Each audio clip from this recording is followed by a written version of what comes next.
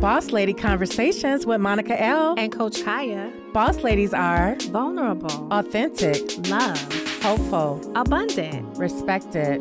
Boss ladies are You. Welcome back, boss ladies. I'm your girl, Coach Khaya.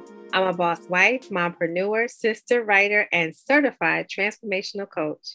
I help dreamers access their power by healing the trauma of their past, reigniting their dreams, and manifesting the miracles that truly matter today.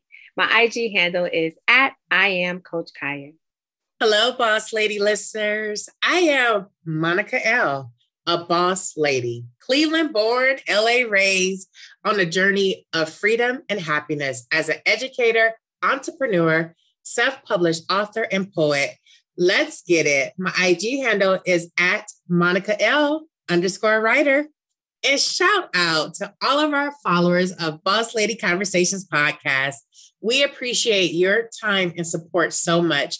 We know time is the most valuable thing you can provide to anyone. And this is a domestic and international movement. So please continue to bring all your positive energy here. All of your positive energy. Monica L., I couldn't agree more. We're grateful. And guess what? We love you just the way you are. And we inspire you as you inspire us to keep growing. On today's show, Monica L. will discuss how cooking has provided balance in her life and also serves as a form of self-therapy. Soul Food is one of my favorite films because Monica L., I feel like it's one of those movies that highlights the connection between food, tradition, family, as well as our emotions. There were a lot of emotions in that film. So I'm really feeling excited about today's show because I know your connection to food is so very special, and the way that you use food to show people that you love them and put so much kindness and compassion into what you prepare. And so I know that this show is also going to be food to our listeners' soul. Oh, Coach Khaya, yes. Soul Food, the movie, and Soul Food. The movie touched upon so much. And it's just, as in many African-American families, there is a tradition of that Sunday dinner and coming together, where it's an opportunity to share about your week, to be encouraged, and just get some good, hearty food that really speaks to your soul. And someone prepared it. Someone prepared it with love. And we see that reflected in the seasonings, the time, the preparation, the delivery of it. So I feel like now a lot of that is missing as we are on the go and the hustle and bustle. But it's still something that is very dear to me. And I have a lot of family traditions that were passed down. And so, yes, on this journey, I understand that balance is so important as we juggle so many hats. And I am a strong component of therapy, as everyone knows, and self-care. I feel like both of those are one and the same, actually. I believe therapy is a form of self-care. And when I want to escape the world and I can't physically do that, I go in my kitchen. And really just be in that moment. And for those who know that that is already a big task to take, is to be in the moment, not worried about anything else, and just totally focus on preparing this meal of love. Like you said, cooking is one of my love languages. So I am so excited about this show and excited to share with the listeners. And of course, as we all know, I have to have my music too. For sure. Music is also food for the soul. So yes to that. And you're really onto something. I recently learned of this organization called Here's Help Inc.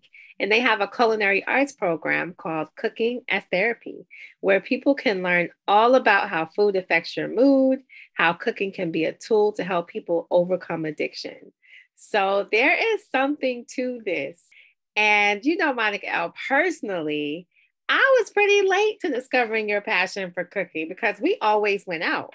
I mean, we were always out, either out in LA or out visiting in another state and just on our girls trip and everything like that. So I remember one of our shared connection saying, Monica is in here throwing down. And I was like, wait a minute, what? Everybody was happy and smiling and going back for more.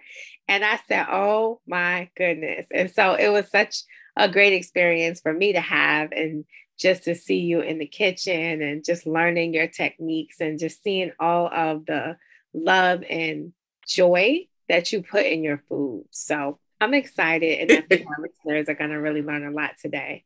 Yes, it's so funny because you're not the only one that's surprised. And I just wonder why sometimes people are surprised. But then also, I know that I think how I was raised, it was always like, yes, you cook. The luxury is going out, not that you go out and then the luxury is when you cook.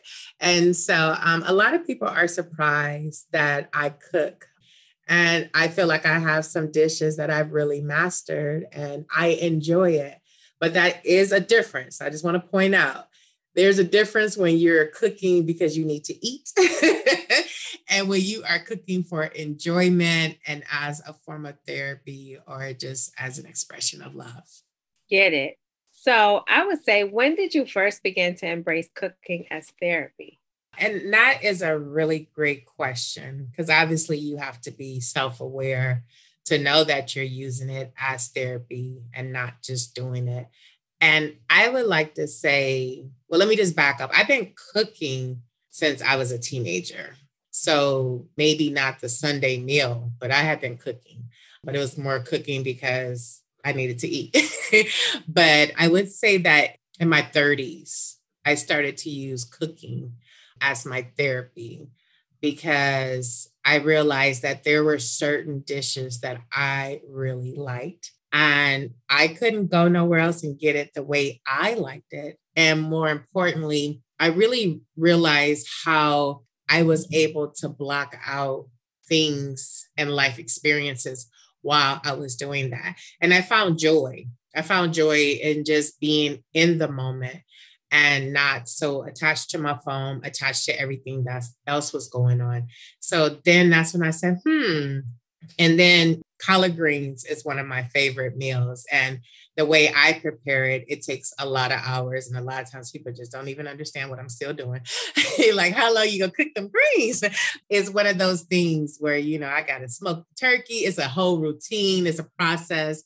And so then that's when I realized, and I would even anyone in my home or anything during that time, and I would just like really focusing on all the prep. And so that's when I realized like, oh, I found joy in this. And not only did I find joy, but I am the one who's staying in the kitchen. And that's kind of like an old fashioned rule. Like if you cook and you stay in the kitchen, But anyway, I would stay there the entire time, well, most of the time while I was preparing it. Because again, I'm focused on every aspect of it. So I would definitely say it was in my 30s.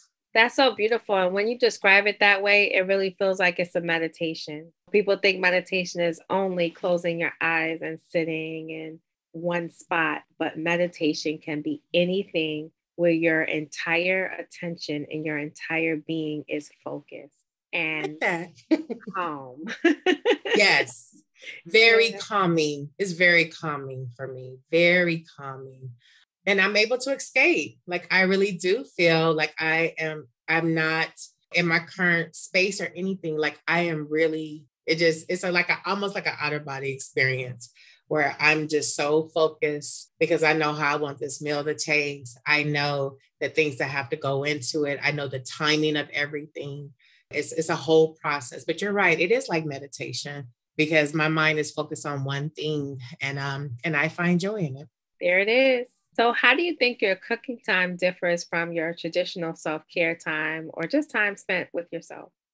Cooking, it's different from the fact that I am actually creating something. And I do have a creative soul, as we all know. And it's a creation. And I take it very, very seriously.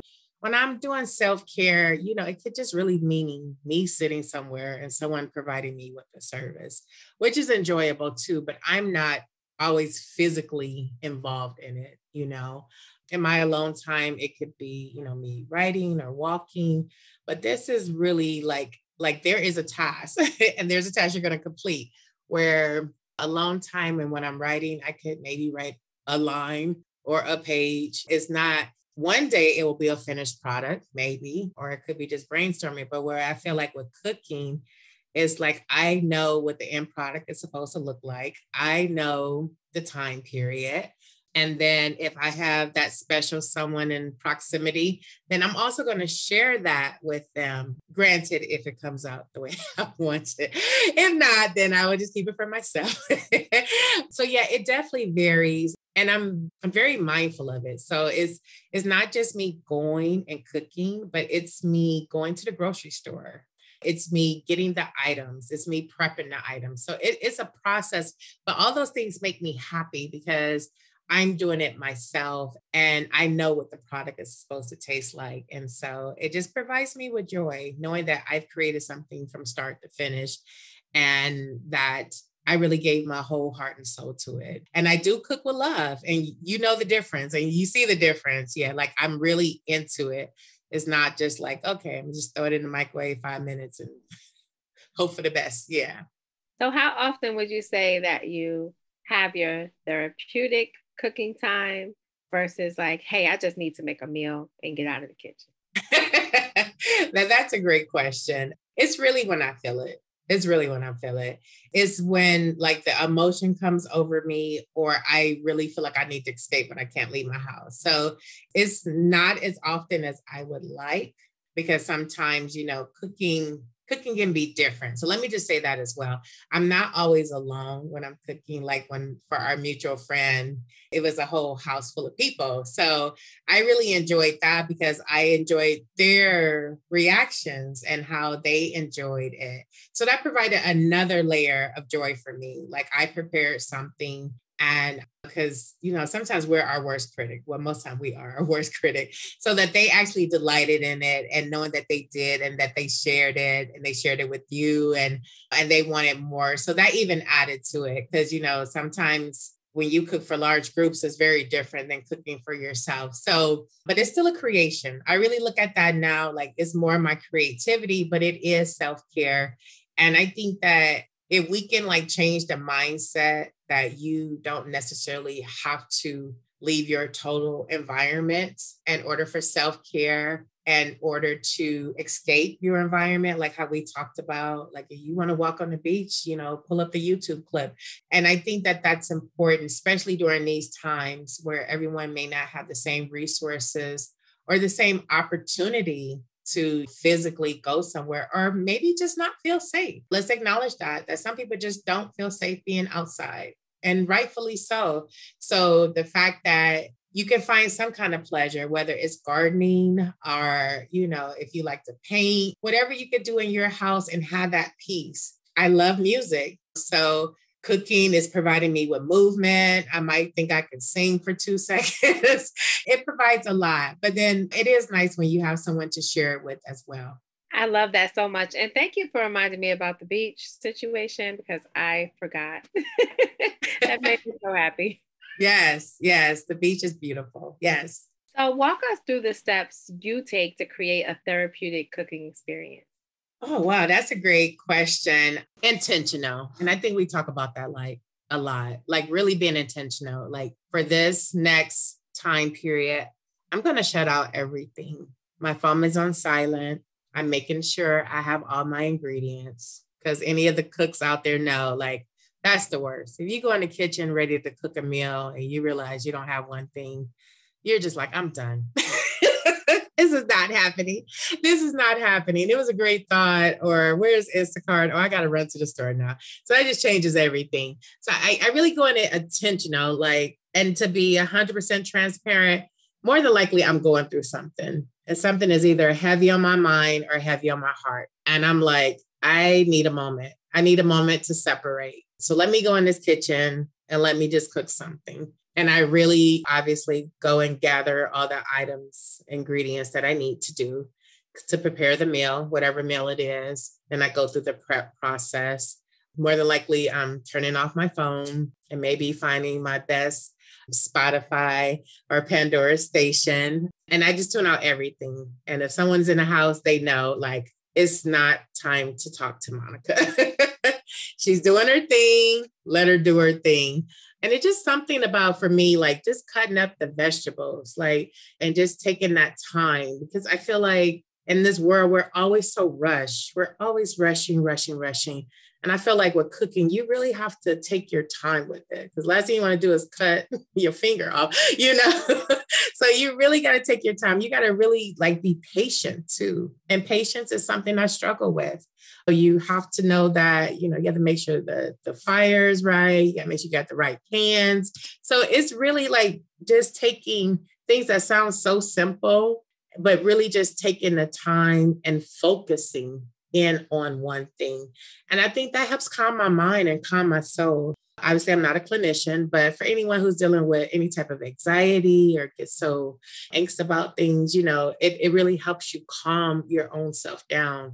So like what you said about meditation, it's like calming to the soul, because again, you can only do things so fast and in such an order that has to happen. You can't, like if you're making spaghetti, you know, obviously you got to have the meat ready before you can do anything with the noodles, you know? So it's really more of just pace and having grace with yourself in that moment. So for me, it's just really escaping, but also being free of anything else and excited about what your finished product is going to taste like. Yeah. That's beautiful. And I could hear, you know, the intention and you even visually walking yourself through the process. Yeah. Again, it's about being present. Present. Yes. Are you willing to be present to this experience and just to see where it takes you? Yes. Yeah. Yes. And you're right, because a lot of times I would say in my 20s, I wasn't present in moments. I was there. I was physically there, but I wasn't 100% present in what I was doing because I was attached to the phone. You know, I had to respond to the email. I had to do this. I had to do that. And like when they say just sit and smell the roses, you know, like I really understand now what that means. It's not just a saying. It's really being present and taking in every moment, because moments are definitely memories. And so you need to be present so you can remember them and not just, you know, take things for granted, because time is not forever. So yeah, I really feel like just being present. And obviously with the holidays, certain meals come to mind. And so you want those to taste right. And for some people, you know, they do test runs and it's just a lot of different things. But I do have certain meals that I feel like I've mastered, and those make me proud as well. So I'm not saying that I can cook every meal. So I don't want all the boss lady listeners like, yeah, come over here and cook some. No. I got about a dozen things that I feel like I have mastered, and other things, they're still work in progress, but it makes me happy. It makes me happy. And even when I try to make new meals that is not even soul food in theory, but just things I like. And if I feel I could do it, I'll reach out and do that. And I like to bake as well. And it's pretty much the same process, being thoughtful, being mindful. And it's really good to teach kids too, because, you know, it's math, it's patience, and it's just being thoughtful and present. So I love all of it. And I hope that people enjoy it and, you know, enjoy cooking too, and not just look at it as a task or a chore. And again, I'm not talking about every meal I make. I'm just happy and blissful around the kitchen. I'm talking about those I am intentional about. And I know that I need that time for me. And then what's that moment like when you taste the end result? I would say 99% of the time, it's really magical. And I really enjoy it. That's the difference too. Like, I really think I sit with it and I enjoy it. And I also have a greater appreciation now for chefs and when we go out to restaurants, because I know that is not easy. You know, we want our meal, you know, 5 minutes after we order it. Like, somebody really put some blood, sweat, and tears into that. And it's a lot of things that go into it. And so I would say I really sit and enjoy my food. I don't rush it. I really sit with the process and I smile like this is my creation. And it feels different than enjoying any other meal. And it's not that the food probably tastes any different, but it's almost like a sense of pride. Like, I took my time, I created this, and I'm enjoying it. And then if someone else is enjoying it too, then of course, you know, that's always good to, hear how other people praise your food too. Yeah.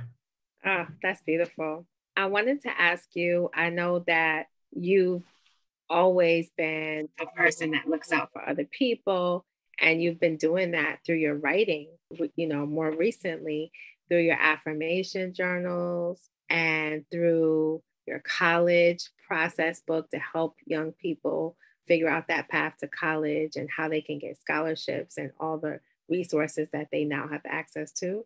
And so I wanted to know, in terms of journaling and expressing yourself, is there a way to kind of pair cooking with that?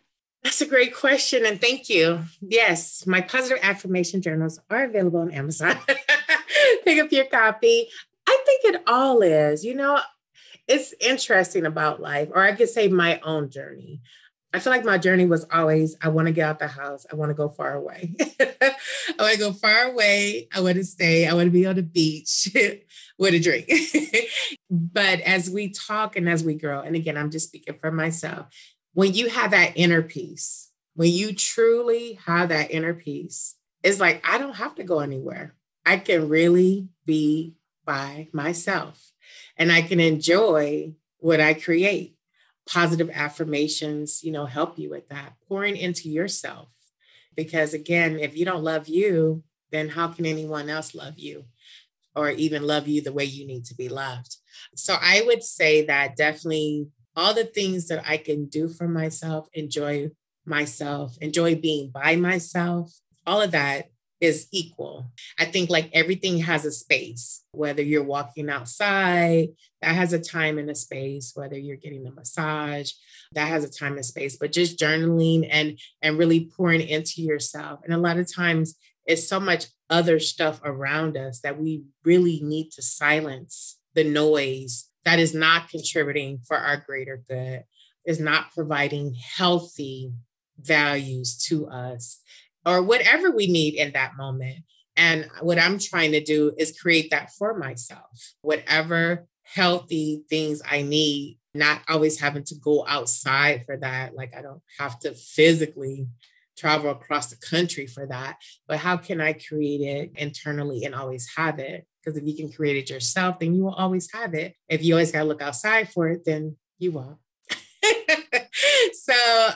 So yes. But again, this has been a long journey, and God willing, my journey is going to be even longer and I'm going to learn more things, but that's where I'm at today. So yes, definitely writing is my happy, and that's my escape, because you can be anywhere as you write, and you can write anything. No one can tell you that, no, that's wrong.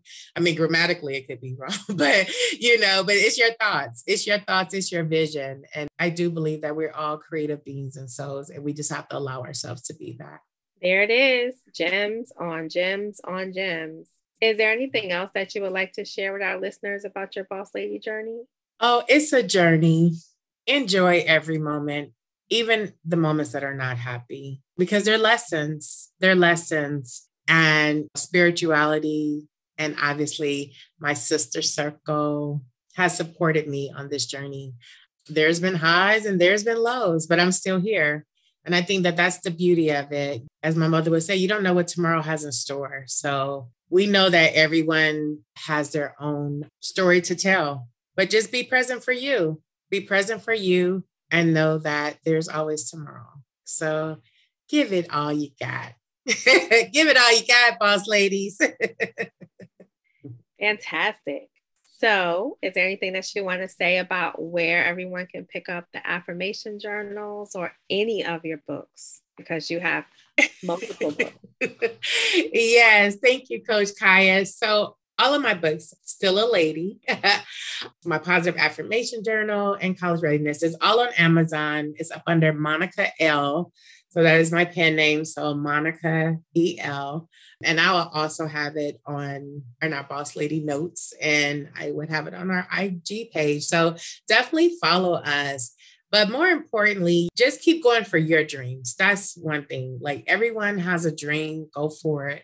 The only how your dream doesn't work is when you don't go for it. So go for it. I would have never thought in a million years that I would have books on Amazon, or that I would have a podcast that's reaching people internationally.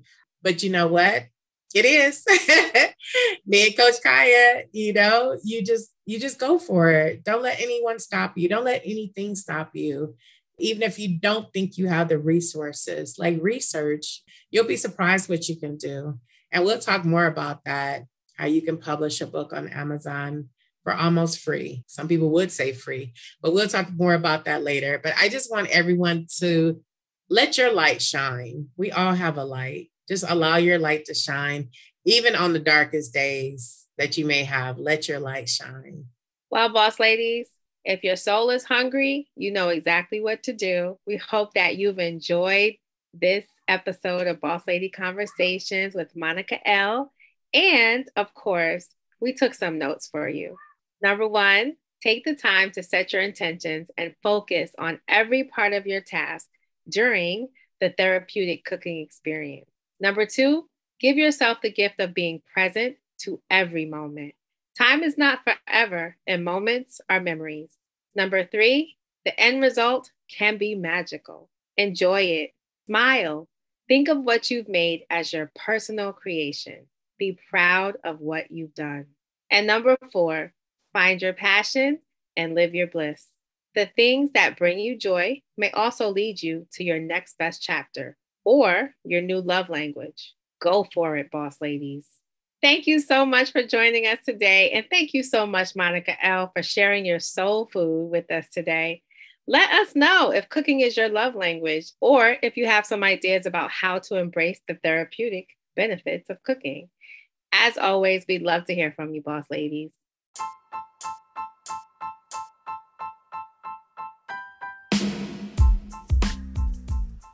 If you haven't already done so, please follow us on Spotify and iHeartRadio. And you'll be notified whenever we post a new Boss Lady Conversation episode. You are who you say you are. You're destined for great things. Your life matters each and every day. Now go get your blessings, boss ladies.